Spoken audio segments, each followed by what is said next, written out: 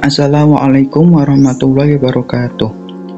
Pada kesempatan kali ini saya akan membahas tentang sistem perekonomian dari negara Jepang. Sebelum itu, perkenalkan, nama saya Ilham Bagas Adisaputro dari Prodi Manajemen Universitas Telkom. Sejarah perekonomian Jepang. Sejarah ekonomi Jepang paling banyak dipelajari untuk pertumbuhan sosial dan ekonomi yang spektakuler pada tahun 1800-an setelah restorasi Meiji. Itu menjadi kekuatan besar non-barat pertama dan terus berkembang hingga kekalahannya dalam Perang Dunia Kedua. Ketika Jepang pulih dari kehancuran menjadi ekonomi terbesar kedua dunia di belakang Amerika Serikat dan dari tahun 2010 di belakang Tiongkok juga, para sarjana telah mengevaluasi posisi ekonomi unik bangsa selama Perang Dingin dengan ekspor pergi kekuatan yang bersekutu dengan Amerika Serikat dan Soviet, dan telah menaruh minat yang besar pada situasi periode pasca Perang Dingin dari dekade yang hilang Jepang. Sistem ekonomi kapitalis. Sebagai sebuah negara non-Eropa yang tak pernah mengalami kolonialisme, berhasil melakukan pembangunan tanpa menimbulkan ketergantungan yang tidak sehat atau melumpuhkan kepada kelompok negara barat. Jepang merupakan salah dari sedikit contoh kasus pembangunan yang tidak menimbulkan dualisme struktural dalam perekonomian serta masyarakat. Di Jepang hingga kini peranan sektor-sektor pertanian serta industri kerajinan atau rumah tangga tetap relevan dan mempunyai arti tersendiri yang tidak bisa diabaikan.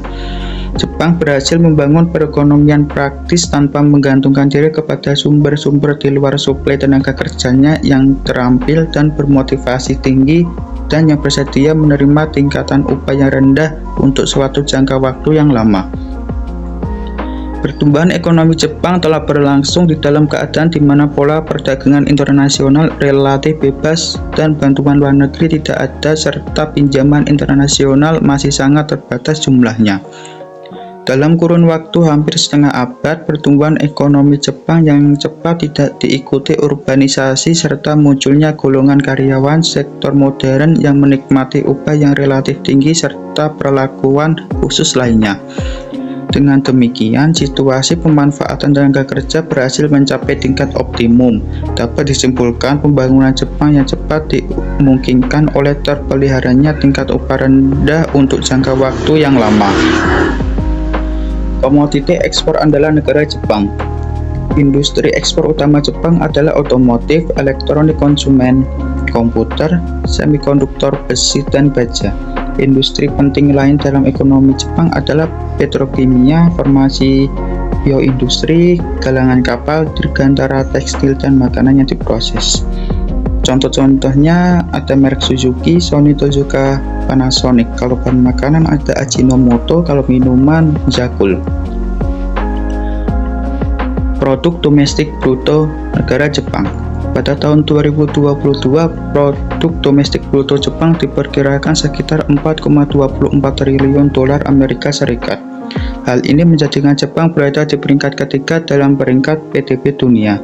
Namun, PDB Jepang lebih dekat dengan negara-negara di bawahnya dalam peringkat ini, karena dua perekonomian terbesar di dunia, Amerika Serikat dan Tiongkok, keduanya beberapa kali lebih besar dibandingkan Jepang.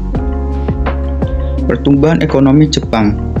Perekonomian Jepang tumbuh pada tingkat tahunan sebesar 6,0% pada bulan April sampai Juni dibandingkan kuartal sebelumnya.